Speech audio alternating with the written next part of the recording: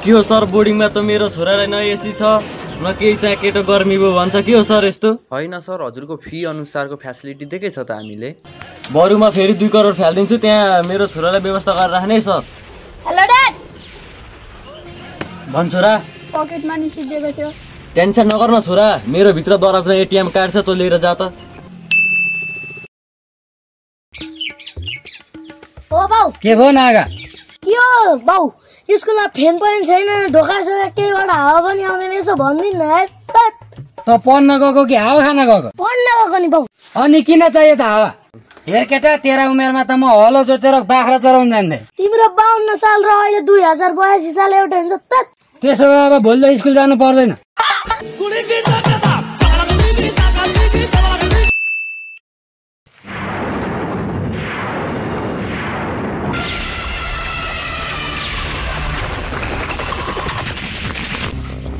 केटा अस्ति हामीसँग न्यु खोज्ने बाउको छोरो होइन यो?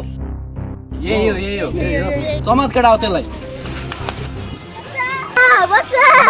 सुन धनराज, हेलो, तेरो छोरो हाम्रो कब्जामा छ, यदि बचाउन चाहन्छस् भने। हजुर कति पैसा चाहियो छिटो भन्नुहोस् त, म 2-4 कति करोड चाहिन्छ म त्यति हालिदिन्छु। मेरो छोरोलाई हुन दि केही नहोस्।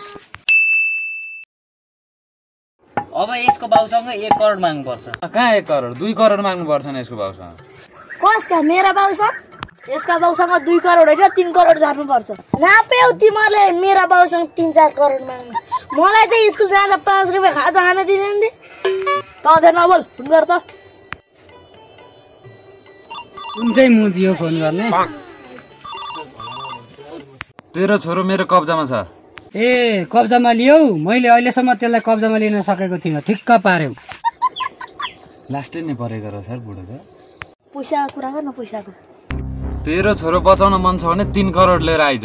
3 करोड तेरा बाउले मेरो खल्तीमा राखिदिएको छ। त्यसो भए तेरो छोरो फिर्ता आउँदैन। केटा हो, यसले पैसा नदिने रहेछ, के गर्ने अब? करोड त नदिने रहेछ केटा हो, 2-3 लाख भए पनि मागौँ न त। ल केटा हो, म 2-3 लाख माग्छु ल म बोल्छु, 2-3 लाख दिदेऊ न त। मैले अहिलेसम्म त 2-3 हजार एकैचोटि देखेको छैन। त्यो स्मार्टका लागि 2-3 लाख खर्च गर्छु। यसले 2-3 लाख त केटा पैसा नदिने भयो। शिखर राइस खाने पैसा माग्छु नि त म। माग 2 बटा शिखर राइस आउने पैसा देऊ न त।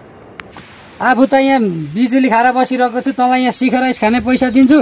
त्यसमा तिमीलाई तिम्रो छोरो चाहिँदैन? तँ जाँडो नफर्के, मसित अझै गोडा 3 जन्माउने तागत छ।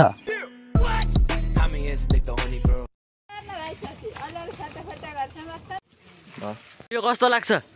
भिडियो त अब दामी लाग्छ नि। किन लाग्छ दामी थाहा? किन? आज शनिबारको दिन नुहाइदै भनेको के हो कारण? यही हो।